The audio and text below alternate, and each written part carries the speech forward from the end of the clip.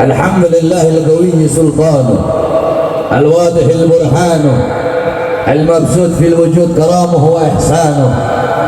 اللهم صل وسلم وبارك وكرم وعظم على نور الأنوار وسر الأسرار وترياك الأخيار ومفتاح باب اليسر سيدنا ومولانا محمد المختار وآله الأطهار وأصحابه الأخيار عدد نعم الله وإفضاله. أما بعد. Ya saya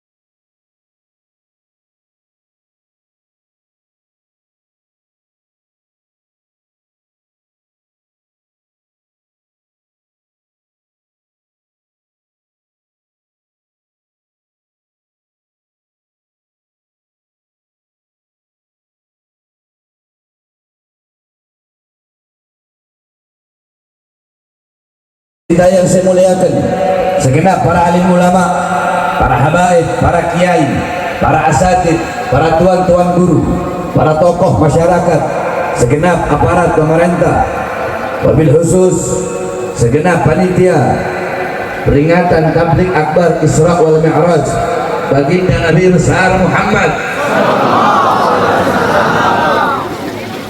beserta segenap pengurus masjid yang saya cintai, yang saya muliakan, segenap hadirin hadirat, bapak-bapak, ibu-ibu, khususnya para pemuda-pemudi umat baginda Nabi besar Muhammad yang selalu dimuliakan oleh Allah Subhanahu wa ta'ala.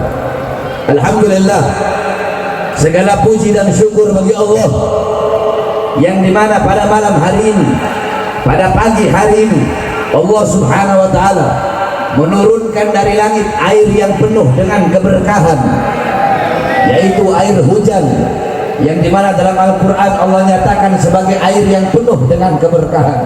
Saudara-saudara, kita duduk pada malam hari yang mulia ini, pagi hari yang mulia ini, duduk di perkumpulan yang mulia ini, kita duduk di sini menjadi hamba-hamba yang mulia dan dimuliakan oleh yang maha mulia, menjadi hamba-hamba yang agung dan diagungkan oleh yang maha agung. Kita menjadi hamba-hamba yang terpuji dan dipuji oleh zat yang dimana zat itu adalah zat yang berhak menerima segala pujian, yaitu Allah Subhanahu wa ta'ala. Allah memuliakan kita yang duduk di sini, mengagungkan kita yang duduk di sini. Kenapa? Karena kita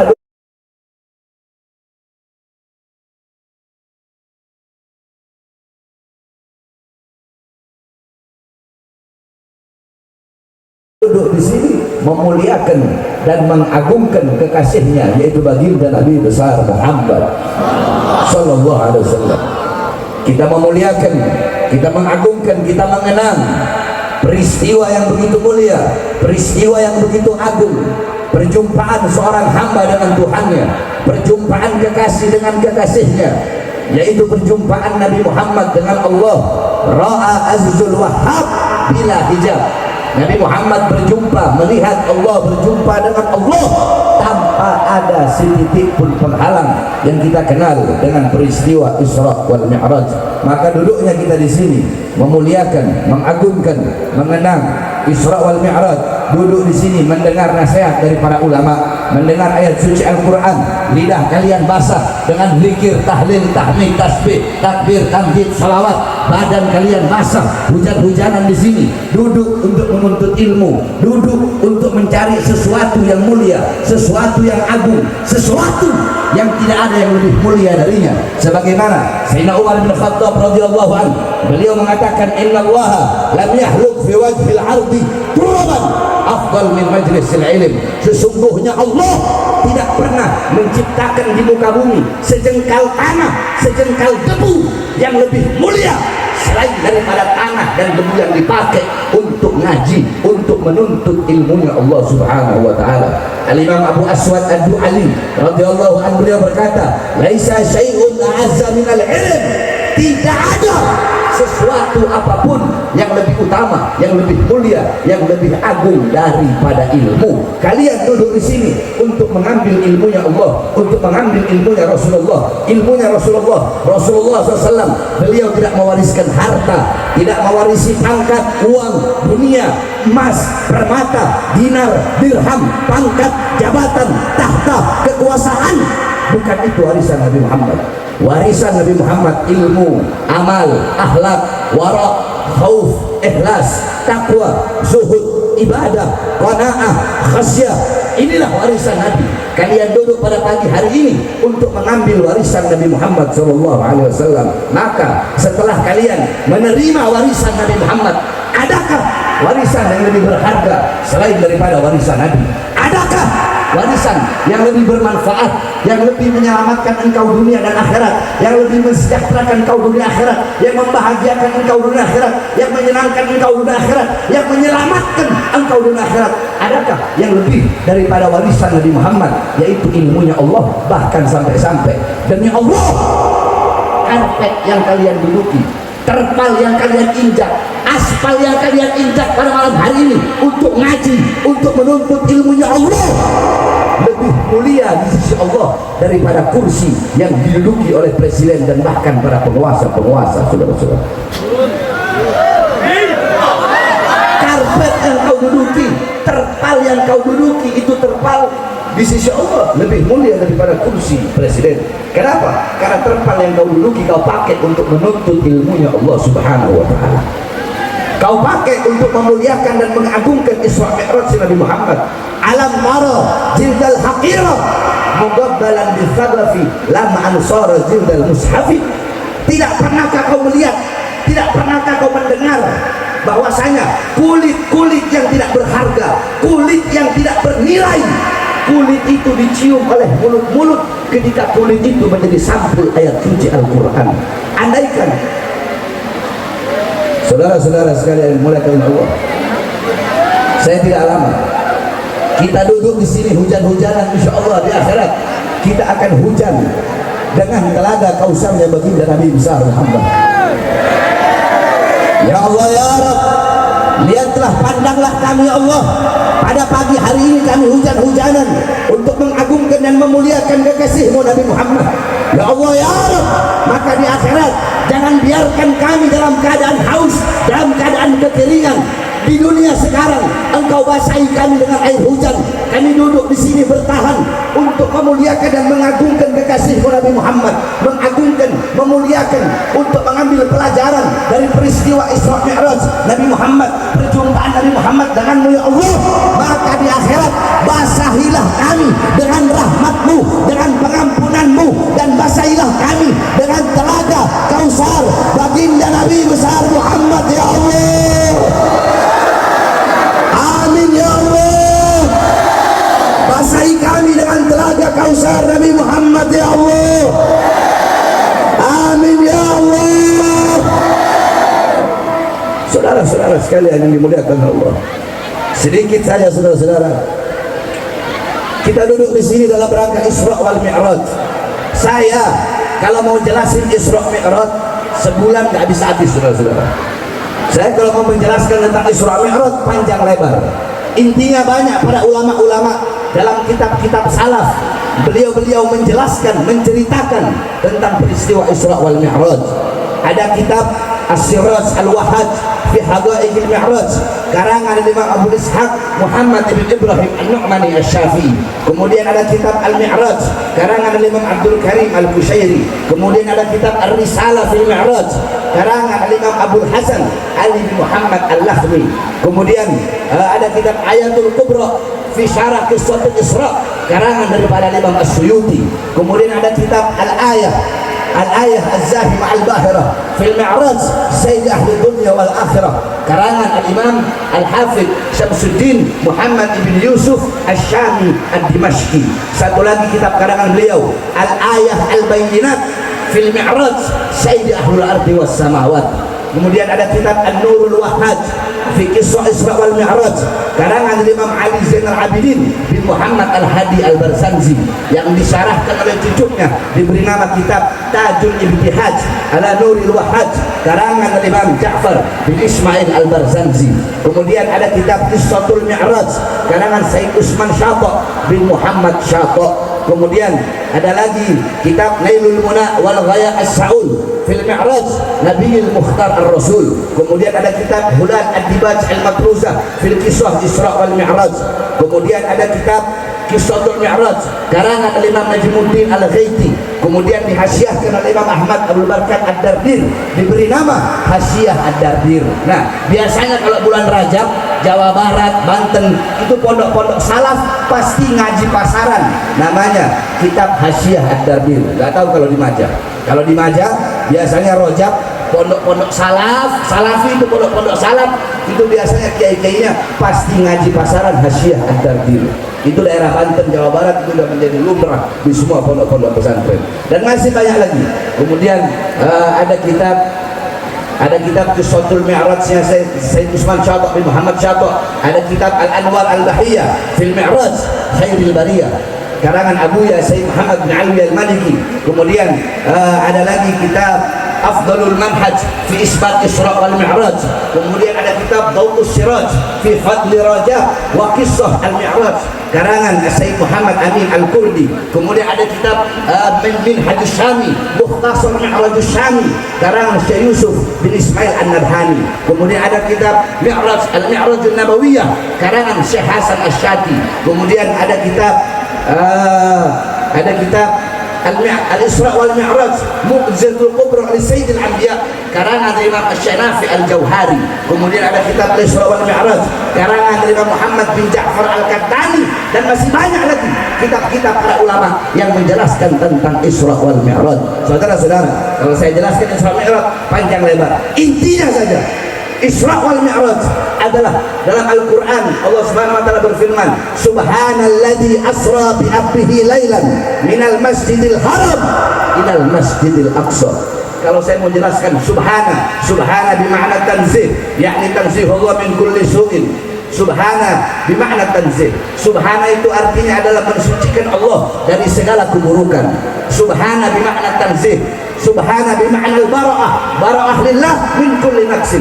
Subhana, kalau ada kalimat tasbih, kalau ada ayat Quran diawali dengan kalimat subhana, itu berarti itu ayat tidak sama dengan ayat-ayat yang lain. Kalau ada subhana, berarti Allah ingin menunjukkan kalau itu kejadian, atau itu peristiwa, atau itu hal, atau itu waktu, atau itu suatu perintah, atau apapun itu, kalau diawali dengan subhana, berarti hal itu bukan hal yang biasa, melainkan hal yang luar biasa.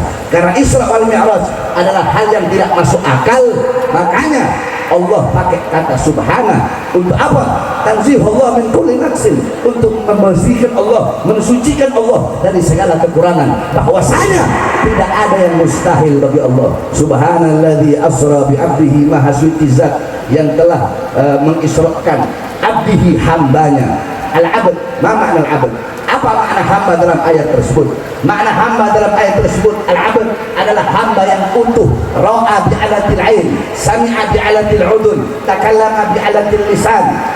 Hamba adalah hamba yang utuh, yang melihat dengan alat mata, mendengar dengan alat telinga, menyentuh dengan alat tangan, merasa dengan alat hati, berjalan dengan alat kaki. Ini adalah hamba yang utuh. Sebab ada sebagian ulama berkata Rasulullah Isra Mi'raj itu hanya ruhnya saja, tetapi dengan ayat ini menunjukkan bahwasanya Rasulullah Isra Mi'raj bil jasad wa ruh, dengan jasad, dengan ruh yaqtotan, dalam keadaan sadar, dalam keadaan terjaga. Laisa fil manam, bukan dalam mimpi, tapi dalam keadaan sadar, dalam keadaan terjaga, berjumpa langsung dengan Allah Subhanahu wa taala. Isra dari Masjidil Haram ke Masjidil Aqsa. Apa itu Masjidil Haram? Masjidil Haram tempat yang mulia, tempat yang agung, yang dimana dikatakan oleh Rasulullah SAW, salatun fi masjidi hada afdal min alfi salatin fi ma siwahu illa Masjidil Haram. Salatun fi Masjidil Haram afdal min mi'ati alfi salatin fi ma siwahu. Salat di masjidku ini, Masjid Nabawi, lebih utama daripada 1000 kali sholat dibandingkan masjid-masjid yang lain kecuali Masjidil Haram. Sholat di Masjidil Haram sama seperti 100.000 kali sholat dibandingkan dengan masjid-masjid yang lain. Guys, bantuin aku buat pilih outfit ke birthday dinner bestie aku yuk. Yang ini cantik banget loh, elegan, bannya bagus, dan harganya nggak sampai 50.000. Yang ini cute banget nggak sih? Ada aksen kerut di bagian ini, dan harganya cuma 40.000 aja. Sumpah bingung banget, please bantu vote pilih dress yang mana.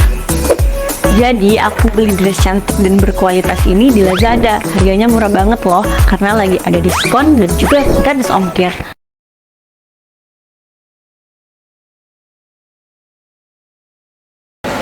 Minal Masjidil Haram ilal Masjidil Aqsa. Dari Masjidil Haram ke Masjidil Aqsa. Al-Aqsa yang ada di Quds, Al-Quds, Al-Aqsa yang ada di Palestina, yang dimana dalam hadis Rasulullah SAW bersabda, la tushaddur rihal illa ila thalatha masajid, masjid hadha wa masjidil haram wa masjidil aqsa. Tidak ada bepergian yang lebih utama selain pergi ke 3 masjid. Masjidku ini Masjid Nabawi, wa masjidil haram wa masjidil haram wa masjidil aqsa, dan masjidil aqsa. Nabi Muhammad Isra dari tempat yang mulia ke tempat yang mulia, dari Masjidil Haram ke Masjidil Aqsa. Dari Masjidil Aqsa Allah mi'rajkan, Allah naikkan untuk langsung berjumpa dengan Allah Subhanahu wa taala. Panjang ceritanya, singkat cerita, intinya Nabi Muhammad berjumpa dengan Allah untuk menerima satu perintah yang mulia, perintah yang agung, perintah yang suci, perintah yang penting, yang dimana ketika Allah memerintahkan perintah-perintah yang lain cukup melalui Quran. Allah perintahkan puasa cukup melalui Quran. Allah perintahkan haji cukup melalui Quran. Allah perintahkan zakat cukup melalui Quran. Allah perintahkan sedekah cukup melalui Quran. Tapi perintah yang satu ini tidak cukup melalui Quran. Allah Subhanahu wa taala perintahkan Nabi Muhammad untuk langsung berjumpa dengan Allah Subhanahu wa taala. Karena begitu pentingnya ini perintah. Apa perintah itu? Perintah itu adalah orang keras sholat, saudara-saudara. Ketika Allah perintahkan perintah-perintah yang lain cukup melalui Quran, tapi ketika Allah perintahkan sholat tidak cukup lewat Quran. Allah undang langsung Nabi untuk menerima perintah tersebut karena begitu pentingnya sholat. Makanya jaga kau punya sholat, perhatikan kau punya sholat.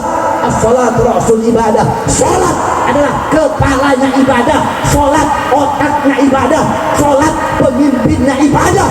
Baik buruknya seluruh amal ibadahmu tergantung daripada sholat. Kalau kau punya sholat baik, seluruh amal ibadahmu akan baik. Tapi kalau kau punya sholat rusak, maka rusak seluruh amal ibadahmu. Idza taghayyara ar-rus taghayyara al-mar'us. Itu kaidahnya. Kalau kepala rusak, ekor rusak. Kalau pemimpin rusak, yang dipimpin rusak. Pemimpinnya ibadah adalah sholat, saudara-saudara. Maka jaga betul-betul kau punya sholat, perhatikan betul-betul kau punya sholat. Intisari Isra Mi'raj adalah perintah daripada sholat. Jaga kau punya sholat, penuhi kau punya masjid-masjid, kau punya musola-musola, didik kau punya putra-putri, kau punya pemuda-pemudi. Dengan apa? Dengan sholat. Perhatikan dia punya sholat. Sebab sekarang akhir zaman, fitnah di mana-mana, kerusakan di mana-mana. Orang tidak kenal Allah, tidak kenal Rasul, padahal Allah yang ngasih mereka makan, Rasulullah yang memberikan mereka syafaat, Allah yang ngasih mereka rahmat. Engkau mengaku Allah sebagai kau punya Tuhan, kau mengaku Nabi Muhammad sebagai kau punya Nabi. Masjid di samping rumahmu, tapi kakimu tidak bisa sampai ke masjid. Engkau buta Islam, buta iman. Orang sekarang fitnah akhir zaman, kerusakan di mana-mana, saudara-saudara. Judi online di mana-mana, pelacuran di mana-mana, maksiat di mana-mana, mabuk di mana-mana, narkoba di mana-mana. Bahkan saudara-saudara, yang namanya judi online itu bukan hanya di kota-kota, masuk sampai desa-desa seperti ini, saudara-saudara. Di tentara ada judi online, polisi main judi online, tentara main judi online, anggota dewan main judi online, pejabat main judi online, orang tua main judi online, anak main judi online, kaya main judi online, miskin main judi online. Rusak anak-anak muda kita karena judi online, saudara-saudara. Rusak negara kita. Kenapa? Korupsi di mana-mana, saudara-saudara. Betul? Betul. Korupsi merajalela, korupsi di mana-mana. Mau RT-nya, RW-nya, lurahnya, camatnya, bupatinya, wali kotanya, menterinya, presidennya,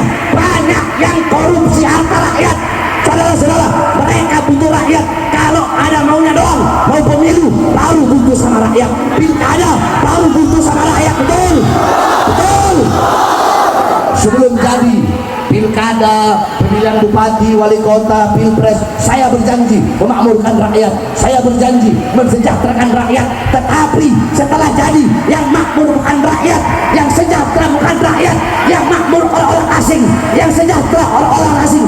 Kita rakyat, kita bangsa, kita pribumi Indonesia dikorbankan menjadi budak dan pengangguran di tanah air kita sendiri, saudara-saudara.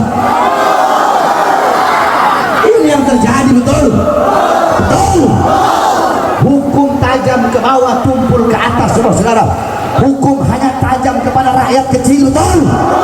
Hukum hanya tajam kepada orang-orang yang lapar, betul. Hukum hanya tajam kepada orang-orang yang telanjang, betul. Maling ayam divonis bertahun-tahun, maling kayu divonis bertahun-tahun, maling uang rakyat 270 triliun divonis 6,5 tahun, saudara. Ada apa ini? Saya tanya, ini biadab apa bukan? Bilang keras, biadab bukan? Biadab bukan? Bangsat bukan? Menandakan bahwasanya hukum di Indonesia bisa dibeli, betul? Oleh karenanya, kami para pemuda-pemudi Indonesia, kami sampaikan kepada pemerintah, tidak ada tawar-menawar. Bagi koruptor, hukum mati siapapun yang merampok dan merugikan bangsa dan rakyat Indonesia, saudara. Makanya kan dulu Prabowo ngomong, waktu awal-awal Prabowo dilantik, Prabowo bilang, kita hukum semuanya itu sama. Saya tanya, pidato seperti itu bagus gak? Bagus gak? Bagus gak? Prabowo awal menjabat, semua koruptor dibantai sama Prabowo. Bagus gak? Bagus gak?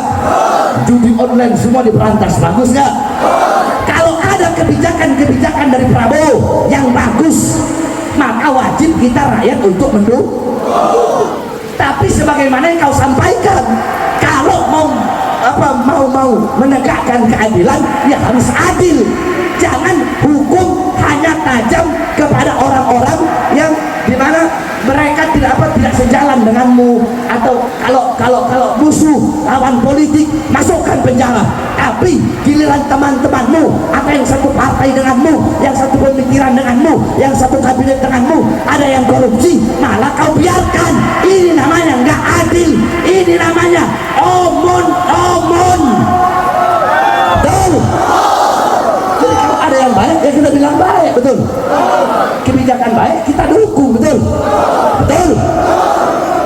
Bang Albin Smith, orang ngomong, Habib Bahar, kalau Prabowo udah dilantik jadi presiden, gak bakal berani ceramah lagi, kasar keras-keras. Siapa yang bilang? Hah? Kau pikir saya daun kelor? Hah?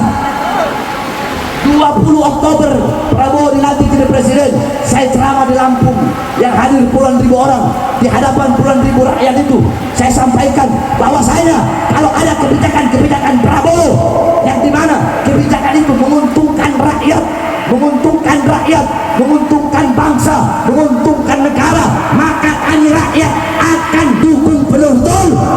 Betul.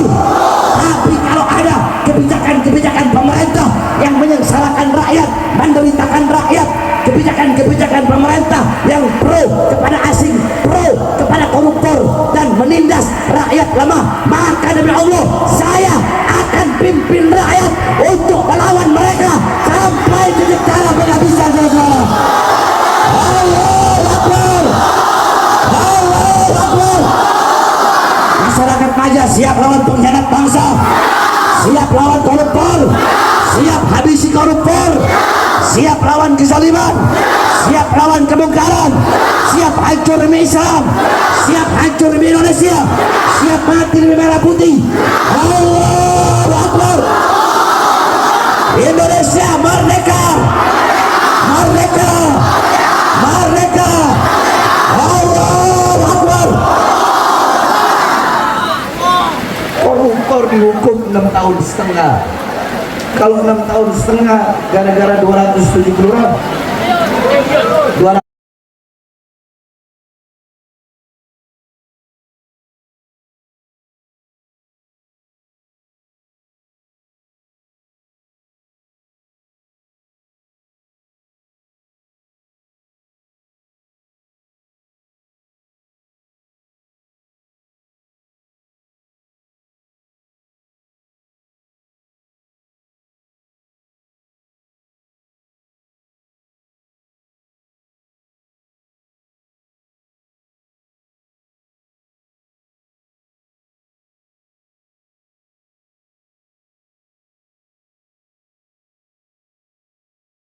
271 267 triliun merugikan negara, cuma dihukum berapa? 6 tahun. Soalnya saya nggak lihat begini, cuma lihat sekilas saja. Saya bilang ini negara apa yang buat begini? Betul. Terus orang-orang bilang kalau gitu salahkan hakim. Salahkan hakim, harusnya pemerintah bertindak. Ada apa ini? Periksa itu hakimnya, betul. Periksa itu hakim. Bisa jadi itu hakim disuap, bisa jadi itu hakim disogok. Karena Indonesia itu yang penting uang. Udah ujung-ujungnya duit, saudara-saudara. Karena saya sudah berkali-kali masuk penjara, saya paham bagaimana. Oleh karena kita sampaikan kepada pemerintah, pemerintah, jangan main-main terhadap korupsi di Indonesia, betul? Jangan main-main sama bangsa, betul? Jangan main-main sama rakyat, betul? Indonesia bukan punya kakek moyang kalian. Indonesia bukan milik presiden. Indonesia bukan milik Prabowo, betul? Indonesia bukan milik Jokowi, betul? Indonesia bukan milik Megawati, betul? Indonesia bukan milik Panglima TNI, betul? Indonesia bukan milik Kapolri, betul? Indonesia bukan milik PDI, betul? Bukan milik Gerindra, bukan milik Golkar, bukan milik PKB, bukan milik PKS, bukan milik PAN, bukan milik partai manapun. Indonesia bukan milik presiden, bukan milik anggota dewan, bukan milik partai manapun, tapi Indonesia milik kita bersama. Dan kami bangsa pemuda-pemudi Indonesia bersumpah demi Allah, selama darah kami masih merah, tulang kami masih putih, merah putih, maka selama itu kami pemuda-pemudi Indonesia bersumpah akan berada di barisan paling depan, rela hancur untuk bangsa. Kami tidak akan berhenti berjuang, karena jiwa kami jiwa pejuang. Dimanapun diletakkan, tetap kami akan bertahan. Tidak peduli seberapa besar siksaan, ancaman, dan hukuman, tetap kami akan berada di barisan paling depan. Tidak akan berhenti sampai mati membela Indonesia. Tidak akan mundur walaupun harus hancur, saudara-saudara. Allahu Akbar, Allahu Akbar, Allahu Akbar.